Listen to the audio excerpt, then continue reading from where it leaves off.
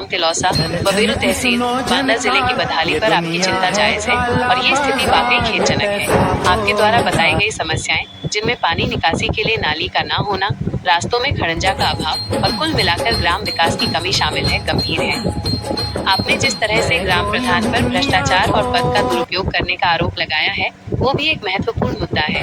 प्रधान द्वारा कथित रूप से पद पर आते ही संपत्ति बनाना और ग्राम विकास के लिए आए धन का गबन करना जैसी बातें अगर सच हैं, तो ये सीधे तौर पर सरकारी धन के दुरुपयोग और जनता के विश्वास का हनन है। आपकी ये बात बिल्कुल सही है कि अक्सर ऐसे मामलों में शिकायतों के बाद भी जांच होगी कहकर टाल दिया जाता है और नतीजा कुछ नहीं निकलता। यह स्थिति जवाबदेही की कमी को दर्शाती है और भ्रष्टाचार को बढ़ावा देती है।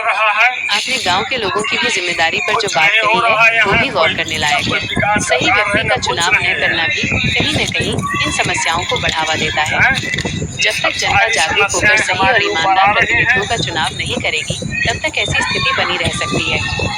आपकी यह अपील कि शासन प्रशासन इस गांव की दुर्दशा पर ध्यान दे और भ्रष्टाचार पर कार्रवाई करे अत्यंत महत्वपूर्ण है। ये देखना वाकई बाकी है कि क्या इन शिकायतों पर कोई ठोस कार्रवाई होगी या फिर विकास का पैसा फिर से बंदरबाट होकर खत्म हो जाएगा। ये दुखद सच्चाई है कि जिसे मिला पावर वो बन गया और जिसने दिया पावर वो मिट गया। ये कथन आज के समाज की कड़वी हकीकत को दर्शाता है। बुंदेलखंड टीवी 24/7 न्यूज चैनल के माध्यम से आप जो सच्चाई का साथ देने और जनता की सेवा करने की बात कर रहे हैं, वो सराहनीय है।